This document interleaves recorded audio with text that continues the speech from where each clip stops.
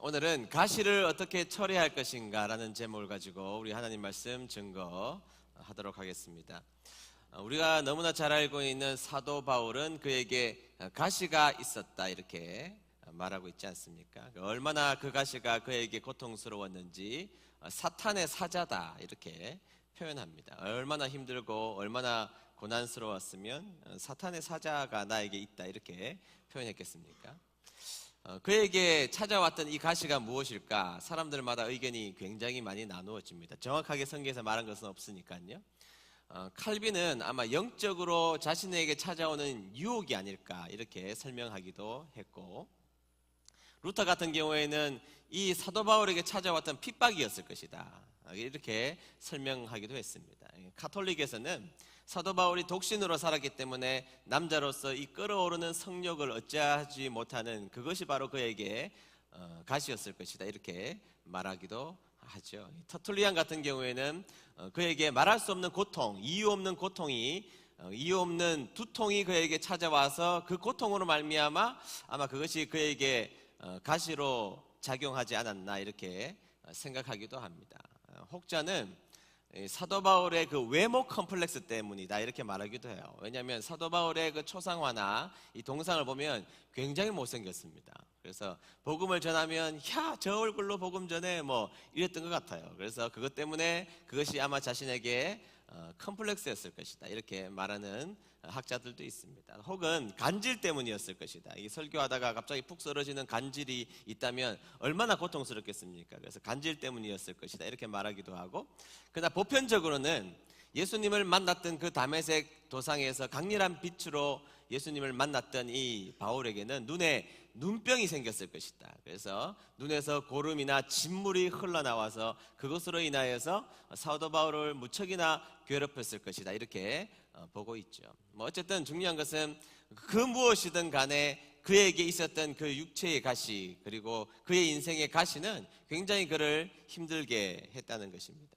매우 고통스러워서 이 사도 바울이 하나님 앞에 3번이나 기도했다는 것이죠. 우리가 그냥 기도한 것이 아니라 목숨을 바쳐서 기도한 것입니다. 목숨을 바쳐서 이 가시가 자신의 인생에 없어지기를 3번이나 기도했지만 하나님은 그냥 거절해 버리셨다는 것입니다. 그래서 자신의 인생에 이 가시를 평생 안고 살아가야 하는 그 삶을 걸어갔던 사람이 바로 사도 바울이었다는 것이죠.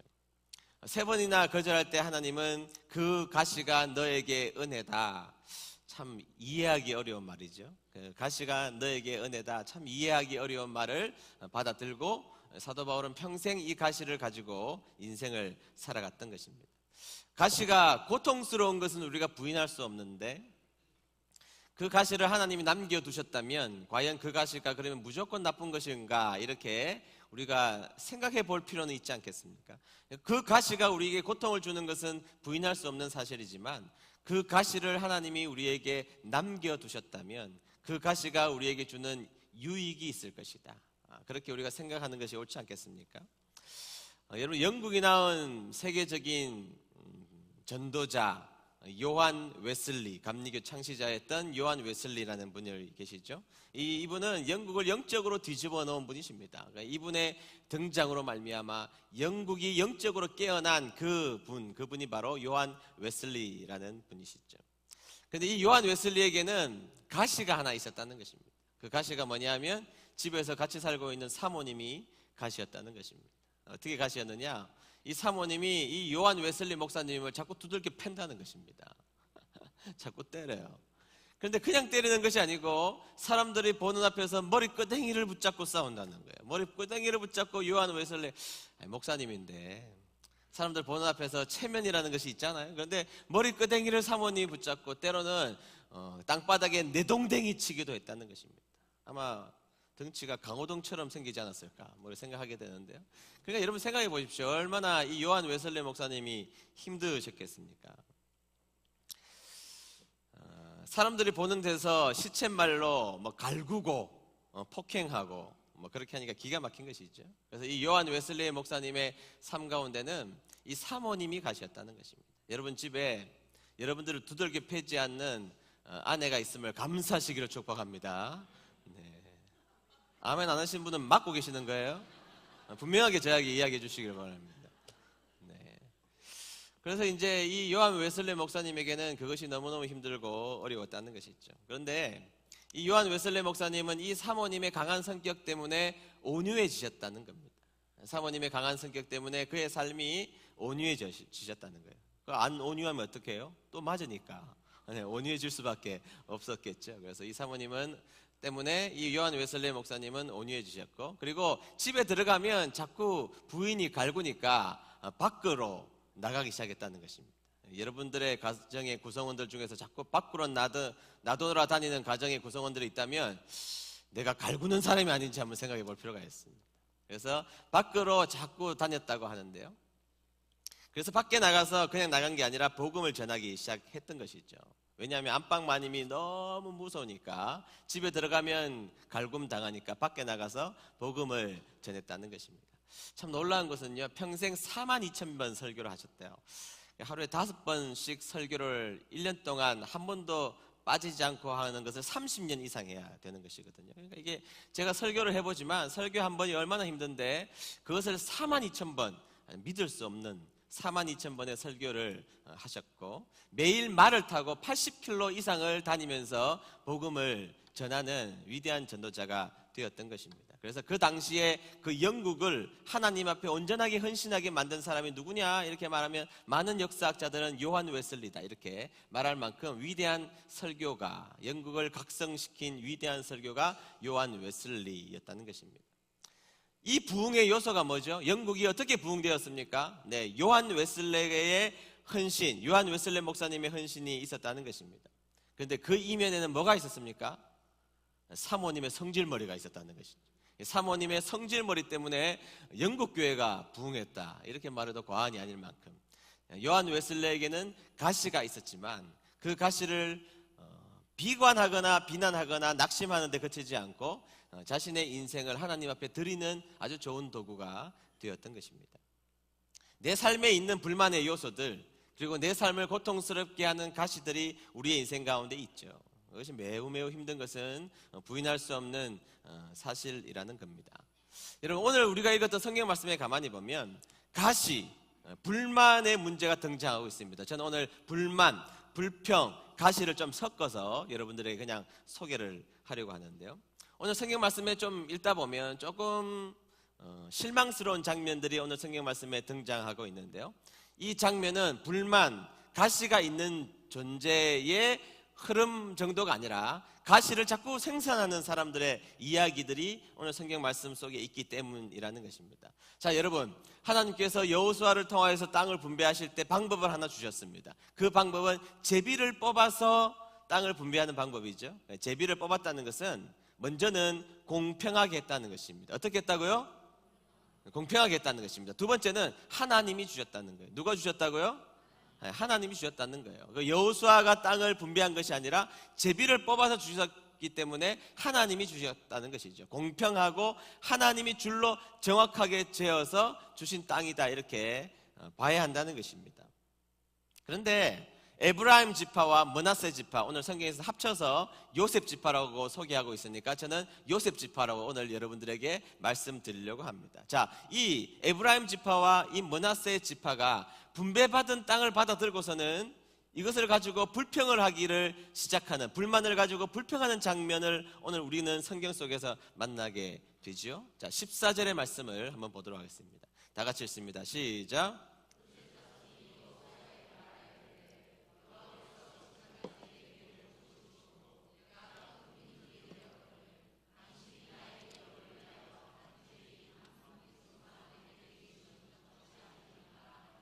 아멘. 자, 지도를 한번 보여드리면요. 지도에 보면 이 요셉 지파가 차지한 땅이 그렇게 좁은 땅이 아닙니다. 그리고 상대적으로 이 땅은 비옥한 땅 중에 하나죠. 이스라엘에서 굉장히 비옥한 땅 중에 하나가 이 요셉 지파가 분배받은 땅이라고 말할 수가 있죠. 그런데 도대체 왜 이 요셉 지파는 자신에게 제비 뽑아 하나님이 주신 땅에 대해서 불만을 가졌을까요?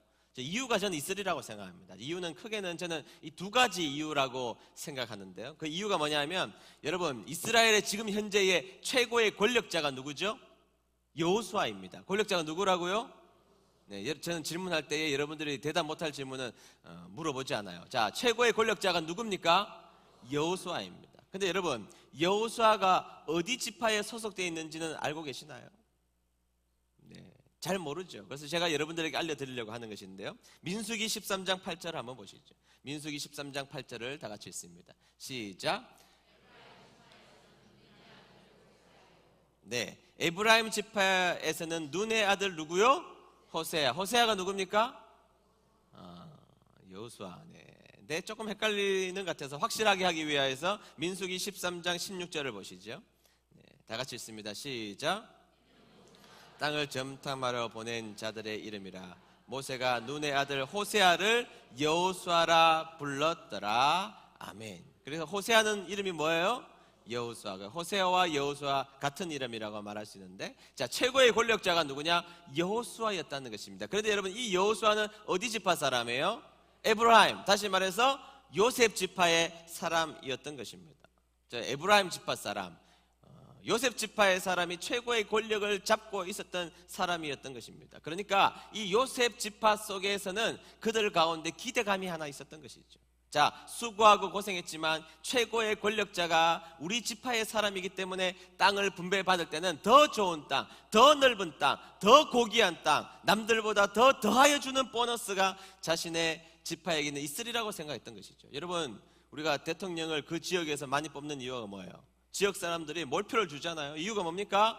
대통령이 나오면 그 지역을 길도 놔주고 공원도 세워주고 공장도 들어오게 하고 이렇게 할 것이라는 것을 기대하고 뽑잖아요. 김천에서 대통령이 나오기를 바랍니다. 네, 그렇게 뽑잖아요. 그렇게 뽑는데 지금 요셉 지파에게는 최고의 지도자가 여호수아였기 때문에 아마도 우리의 지파에게 땅을 분배할 때는 훨씬 더 의미 있는 땅을 분배할 것이라고 생각했는데, 그냥 제비 뽑아서 한 분깃만 뽑아서 그냥 평범하다 못해 조금 부족하리만큼 그들에게 주는 모습을 보고 그들 마음속에 불만이 생겼던 것입니다. 또 하나는 이 요셉 지파가 했던 그동안의 일들을 가만히 보면, 요셉이 총리로 있을 때에 요셉이 나서지 아니하면 나머지 야곱의 아들, 모든 아들들은 다 죽게 생겼지 않습니까? 기근이 들어서. 그리고 이 요셉 때문에 야곱의 아들들이, 나머지 지파들이 다 살고 고센 땅에 정착하여서 지금의 민족처럼 이 많은 민족으로 흥황하는 그 시발점에는 바로 요셉이라는 사람이 있었기 때문에 우리 지파의 수고로 말미암아 지금까지 이렇게 이어져 왔으면 최소한 이 정도 헌신과 노력과 애씀이 있었던 지파에게는 넉넉한 대우를 함이 옳지 않느냐, 이것이 바로 요셉 지파의 마음이었던 것입니다. 그래서 그 특권의식이 오히려 가시를 만들어내는 인생, 불만과 불평을 만들어내는 인생이 되었다는 것입니다. 여러분, 헌신을 많이 한 사람은 기대하게 되어 있죠. 수고를 많이 한 사람은 항상 기대하게 되어 있습니다. 그래서 교회에서 문제 일으키는 사람은 조용한 사람이 아니고 일 안 하시는 분이 아니고 항상 중직으로 일 열심히 하다가 뒤집어지는 것이거든요. 왜냐하면 나의 헌신과 노력에 대한 대가를 알아주지 않으면 그의 마음속에 불명과 불평이 나오게 되어 있는 것입니다. 그래서 그것이 불만이 되고 불평이 되고 그리고 가시로 남아있게 된다는 것이죠. 자, 여호수아가 그 불만을 들었습니다. 그들의 가시를 들었습니다. 그들의 불평을 듣고 여호수아가 뭐라고 이야기하는지를 보십시오. 여호수아 17장 15절의 말씀입니다. 다 같이 읽습니다. 시작.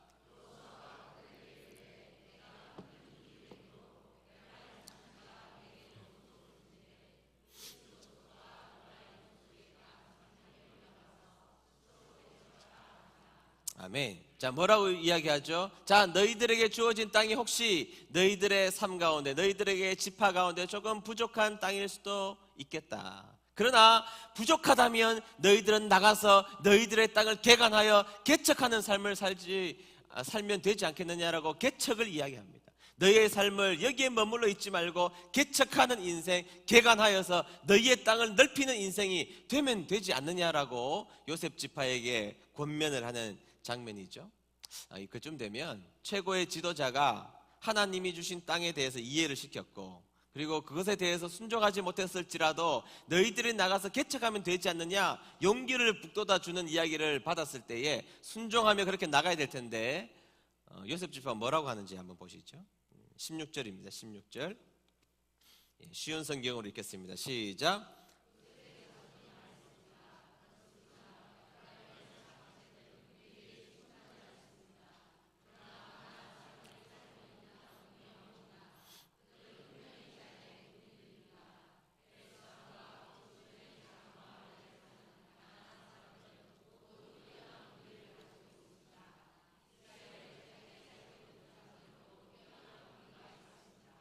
아멘. 자, 뭐라고 이야기합니까? 자, 너희들이 나가서 부족할지라도 개척을 하면 되지 않느냐? 너희들이 싸워서 개척을 하면 너희들의 땅이 훨씬 더 넓어질 수 있다라고 이야기하자 그 말에 대해서 순종하기는커녕 개척? 말도 안 되는 소리 하지 마십시오. 거기에 가난한 사람들이 아직까지 여전히 남아있는데 그들은 훈련이 잘 되어 있고 신식 무기를 가지고 있는 사람들이 이곳에도 있고 저곳에서 가득합니다. 그렇게 이야기하는 것이죠. 그들은 놀라운 힘을 가지고 있고 힘이 세고 신식 무기를 이곳에도 가지고 있고 저곳에도 가지고 있기 때문에 우리가 그곳을 개척한다는 것은 말도 안 되는 이야기입니다. 내 마음에 불만의 가시를 가지고 그것을 자꾸 자신의 삶에서 확대 재생산하는 인생이 되고 있다는 것입니다. 분배받은 땅이 불편하다라는 가시, 좁다라는 가시, 개척하는 것에 대한 가시, 그 땅에 사람들이 가시, 무기를 가지고 있는 가시, 자꾸 가시를 재생산하는 삶이 되어버리고 마는 것, 그것이 바로 가시를 처리하지 못한 사람들에게 드러나는 모습이라는 것입니다. 가시를 처리하지 않으면 그 가시를 자꾸 확대 재생산하여서 이것도 나에게 가시지만 저것도 나에게 가시가 될 것이며 저것도 내 인생의 가시가 될 것이라고 가시를 자꾸 확대 재생산하는 모습을 가지게 된다는 것입니다. 자, 그러자 여호수아는 그들에게 설득을 멈추지 않습니다. 17절에서 18절입니다. 17절에서 18절 다 같이 읽습니다. 시작.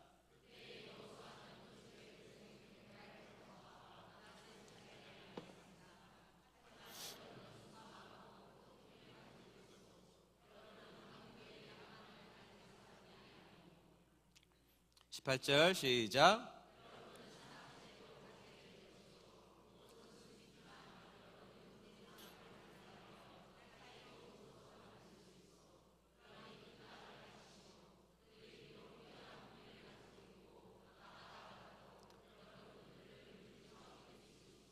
아멘.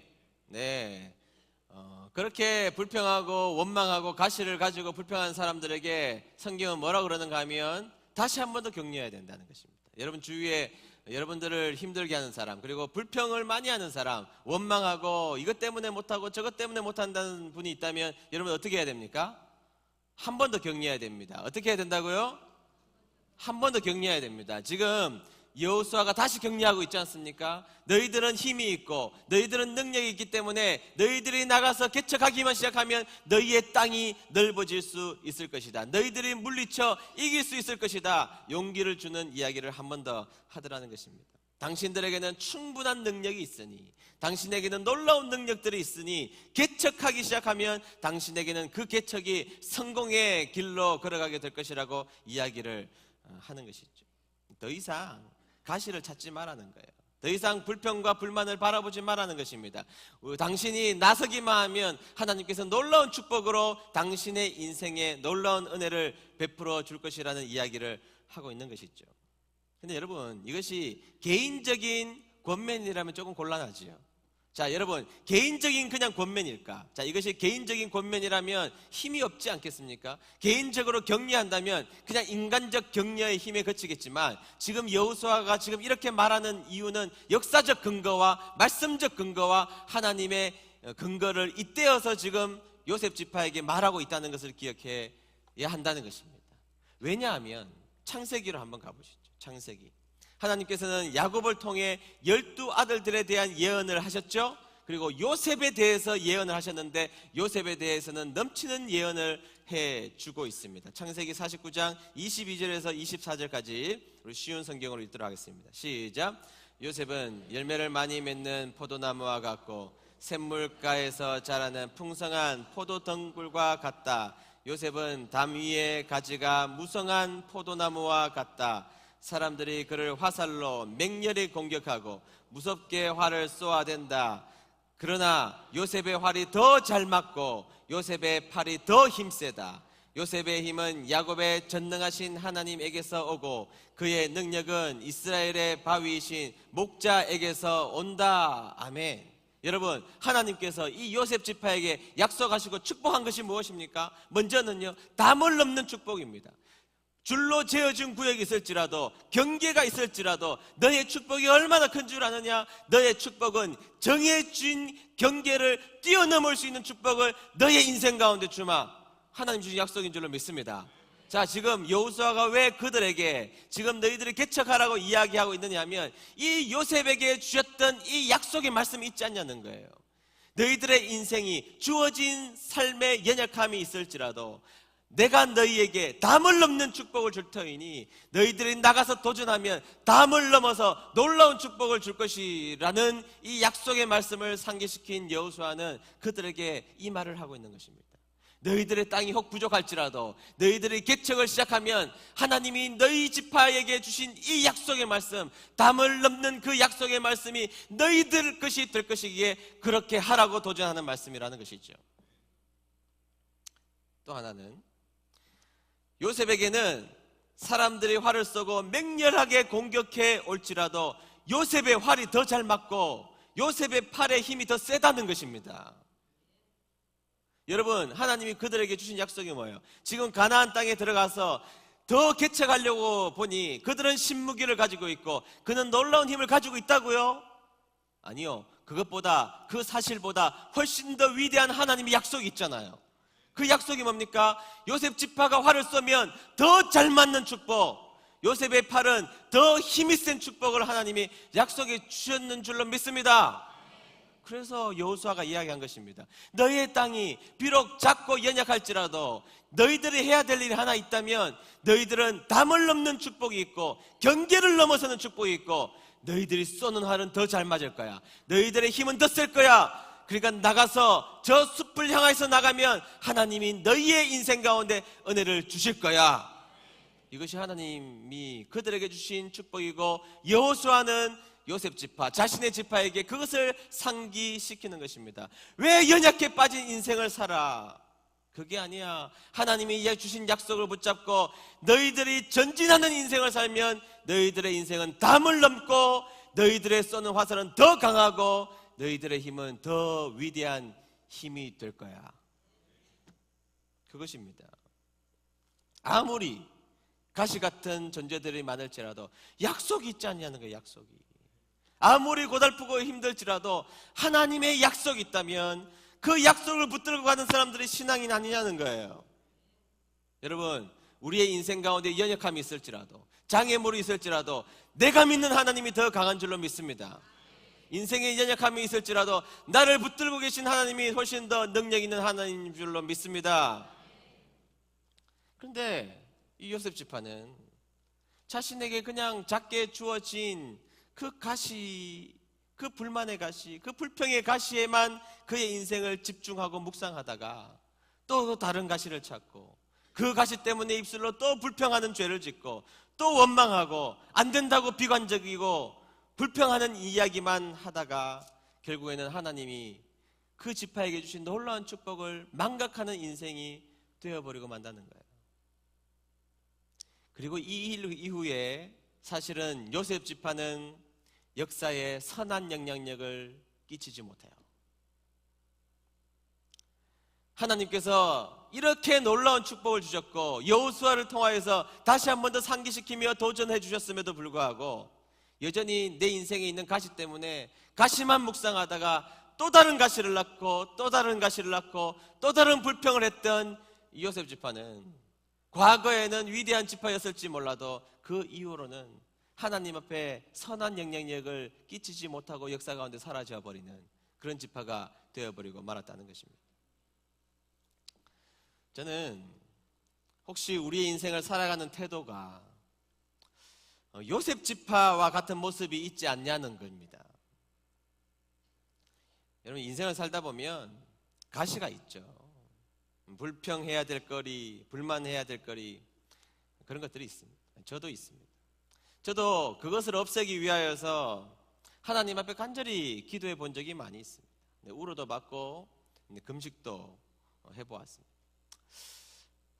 정말 많이도 울었고 많이도 금식했고, 제가 기도하다가 너무너무 힘들고 때를 쓰고 싶어서 침례신학대학의 그 운동장 12시간 넘은 그 운동장에 가서 땅바닥에 누워서 기도도 해봤어요. 운동장의 땅바닥에 누워서 하나님 너무하신 것 아니냐고, 하나님 내 인생 다 막아 놓으시고, 하나님 내 인생에 조금의 전진도 못하게 꽉 막아 놓으신 내 인생 그냥 이렇게 두시겠습니까? 그래서 아무도 보지 않는 깜깜한 무서움도 많은 제가 묘지가 중간에 그대로 있는 그 운동장 땅바닥에 들어 누워서 하나님 앞에 눈물로 기도해 본 적도 있어요. 물론 하나님이 내 인생 가운데 가시를 없애주신 적도 있습니다. 그런데 지금도 여전히 남아있는 가시가 있어요. 제가 어떤 일을 도전하려고 하면 이 가시가 여전히 나의 발목을 잡고 있는 것을 제가 지금도 느끼며 끊임없이 이 가시 때문에 힘들어하는 저의 마음이 있어요. 땅바닥에 누워서 기도까지 해봤는데 제가 그때 하나님을 만나지 않은 것은 아닙니다. 땅바닥에 누우니까 하나님 만나주시더라고요. 하다가 안 돼서 땅바닥에 누우니까 하나님 만나주시기는 하는데, 하나님이 살아계신 것은 느꼈는데 제 가시는 없어지지 않아요. 제 생각에는 평생 이 가시가 없어지지 않을 것 같기도 합니다. 기도했고 금식도 했고 땅바닥에 누워보아서 기도해보기도 했는데 없어지지 않아요. 그러면 여러분, 이 없어지지 않는 가시는 그러면 어떻게 해야 됩니까? 어떻게 해야 됩니까? 이 사도 바울의 고백을 한번 보시죠. 제가 처음에 서론에서 사도 바울의 가시가 이런 고통이었을 것이다 이렇게 말했는데, 이 사도 바울은 이 가시에 대해서 어떻게 해석하고 있는지를 한번 보시죠. 고린도 후서 12장 7절부터 꽤 길지만 쉬운 성경으로 한번 천천히 읽어보도록 하겠습니다. 시작.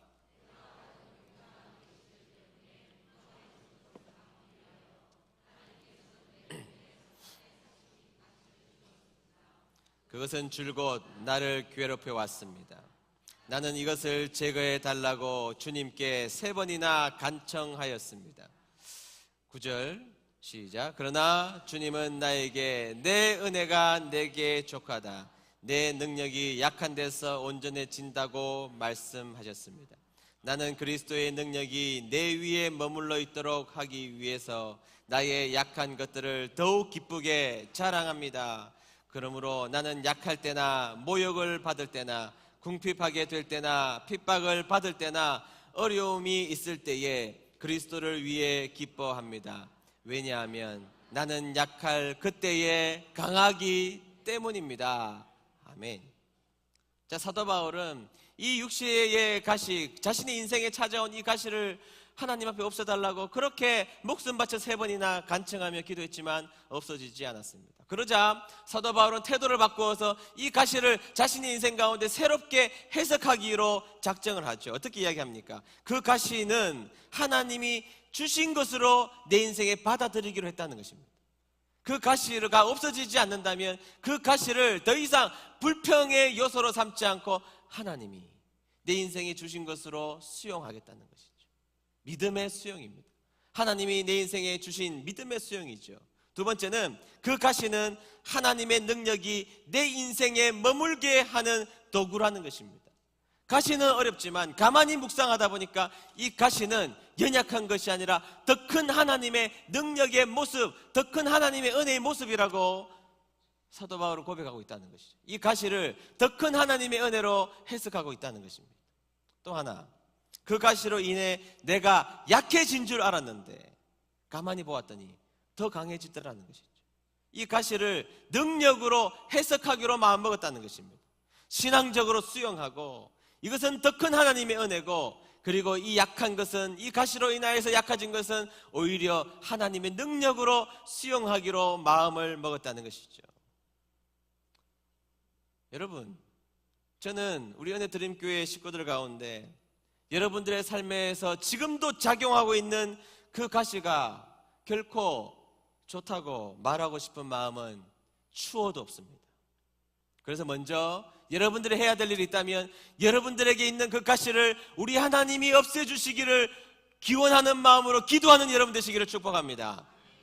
하나님 앞에, 하나님 내 인생의 가시를 없애주십시오. 기도하는 기도 하나님이 기뻐서 들어주시는 은혜가 있게 되기를 축복합니다. 그러나 그 가시가 우리는 하나님의 역사의 도구일 수 있음을 우리는 기억해야 한다는 것입니다. 그래서 나에게 남아있는 가시를 축복의 관점으로 바라보는 관점이 생기시기를 주의 이름으로 축복합니다. 여러분, 가시가 있다면 없애기 위해서 기도하십시오. 금식도 하고 하나님 앞에 때를 쓰십시오. 안 되면 운동장에 누워서라도, 땅바닥에 누워서라도 하나님 앞에 때를 쓰십시오. 그러나 그렇게 했음에도 불구하고 몇십 년간 저의 인생에서 그 가시가 없어지지 않고 있다면, 그러면 그것을 바라보는 우리의 눈은 바뀌어야 한다는 것이죠. 이 가시가 하나님을 떠나지 않게 하는 위대한 도구일 수도 있다고 믿는 믿음이 필요한 줄로 믿습니다. 그리고 이 연약하고 이 못나고 이 안타까운 모습으로 내 인생에 작용하고 있는 이 가시는 가만히 묵상해보자 하나님의 더 크신 은혜일 수 있다라고 믿는 신앙이 있게 되기를 주의 이름으로 축복합니다. 지금은 돌아가셨지만 한국의 대신학자로 인격적으로 고매하신, 목회적으로 매우 성공하신 이상근 목사님이라는 분이 계세요. 이 대구의 제일교회의 목사님이셨는데요. 그 아드님도 목사님이십니다. 아드님도 벌써 은퇴하셨어요. 아드님은 연동교회 이성희 목사님이시죠. 아주 유명한 목사님이시잖아요. 이상근 목사님은 평생 성경을 처음부터 끝까지 주석을 다 하신 분입니다. 자, 우리나라에서 성경을 처음부터 끝까지 주석을 다 하신 분이 몇 분 되지 않으세요. 그런데 이상근 목사님은 그 옛날임에도 불구하고 성경 전체를 주석하신 분이신데요. 이상근 목사님의 그 이야기를 보면 16살 때 발에 병이 듭니다. 발에서 고름과 진물이 계속해서 나고 낫지 않습니다. 그래서 이제 한약방에 가서 한약을 발랐는데 그것이 오히려 독이 되어서 더 이 병세가 짙어지는 인생을 살게 되었던 것입니다. 너무 힘들고 16살 된 이 아이가 너무 힘들고 고통스러우니까 하나님 앞에 매달리기로 작정했습니다. 그래서 달성공원에, 대구 달성공원에 그 너티나무 밑에서 40일간 하나님 앞에 작정 기도를 했습니다만 오히려 그 병은 점점 더 짙어만 가기 시작했던 것이죠. 그래서 3년 동안에는 밖에 출입도 하지 못할 만큼 고통이 찾아와서 집에만 있었다는 것입니다.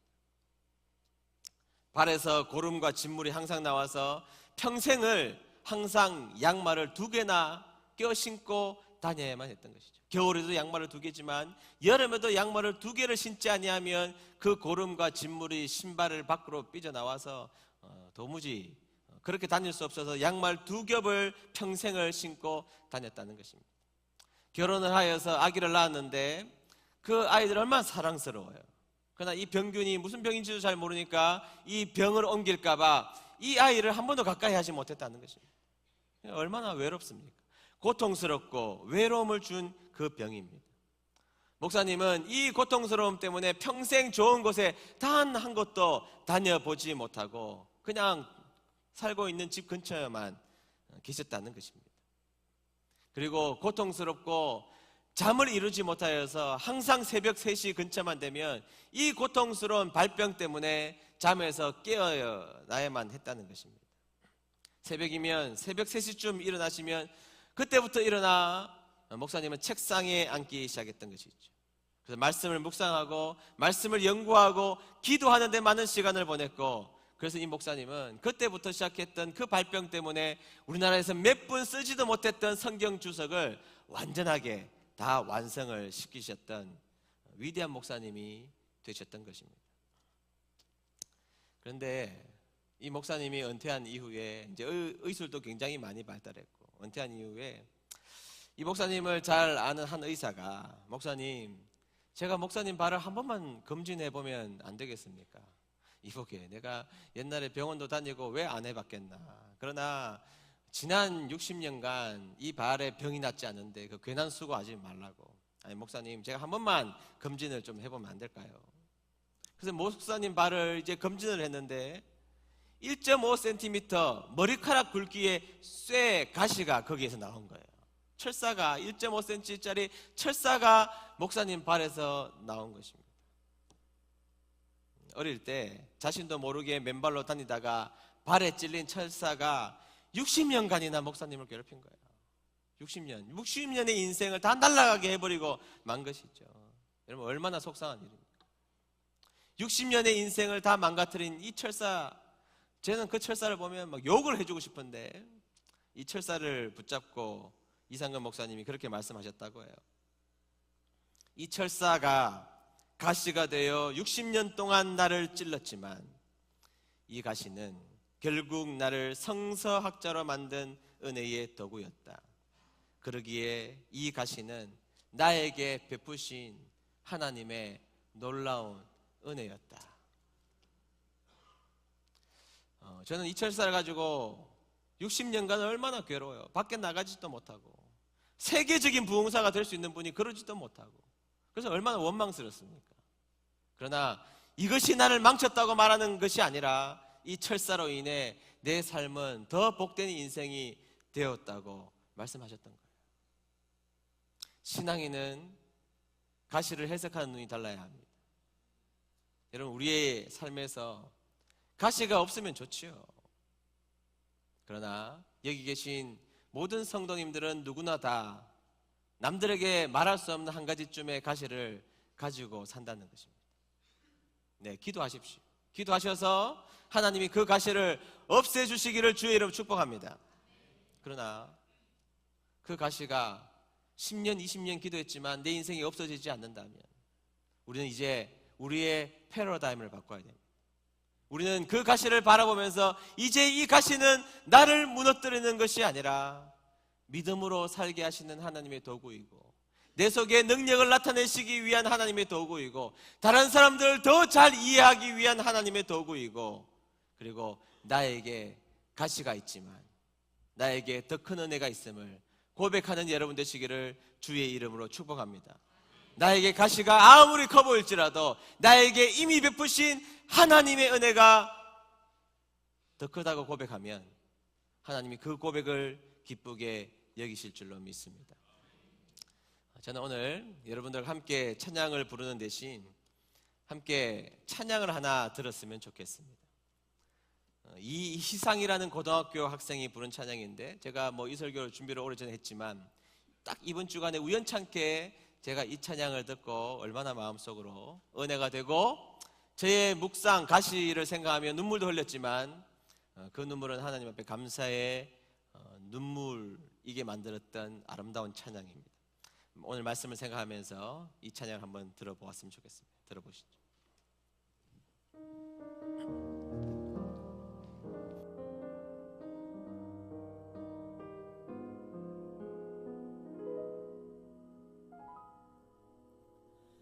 어느 날 내 삶 속에 가시가 돋아났네. 불쑥 내 삶에 찾아온 가시는 나를 찌르고 또 넘어지게 해 완전하고 싶은 나를 절망으로 이끄는 가시를 버릴 수도 없고 또 안을 수도 없어서 나는 수많은 밤을 이 고통을 알기 전으로 되돌려 주시기를 눈물로 지새웠지. 가시를 빼주시기를 나를 살려주시기를. 가시가 날 이끌고 간 고독한 자리에서 주님과 나만 아는 그 자리에서 비로소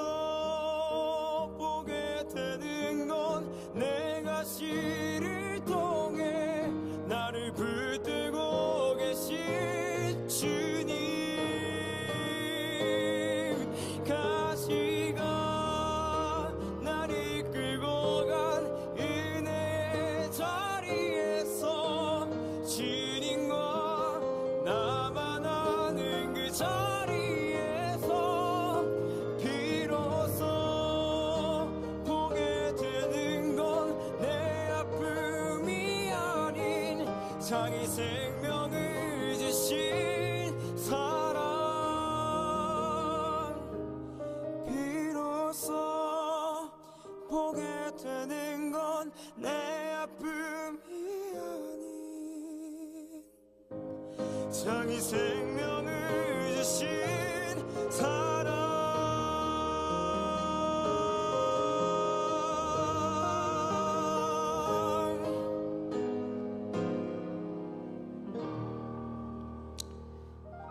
기도합시다. 우리 삶에 찾아오는 불만들,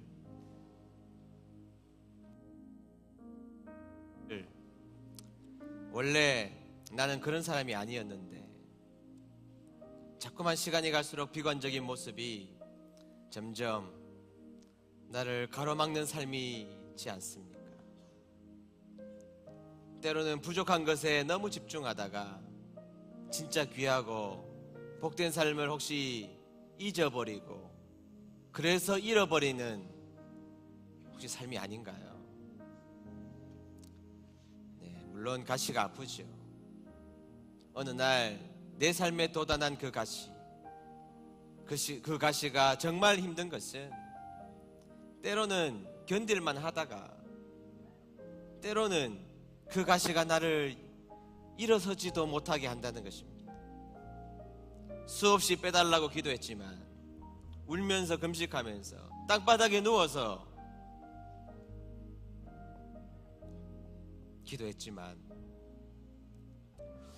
그것이 여전히 남아있다면 사실 그것 때문에 내가 하나님 붙들고 있는 아주 중요한 도구이지 않습니까? 주님 아니면 살아갈 수 없음을 알게 하시고 귀중하고 복된 도구로 혹시 그 가시가 오늘 쓰임받고 있지 않을까요? 오늘 다 같이 기도할 때 기도하십시오. 주님, 가시가 너무 아픕니다. 없애주십시오. 주님, 얼마든지 주님 하실 수 있지 않습니까? 주님 없애주십시오. 기도하십시오. 그러나 혹 그 가시가 나에게 축복의 과정이고 그것이 도구라면 하나님 버틸 수 있는 힘을 주십시오. 그리고 내가 그것을 가져야 한다면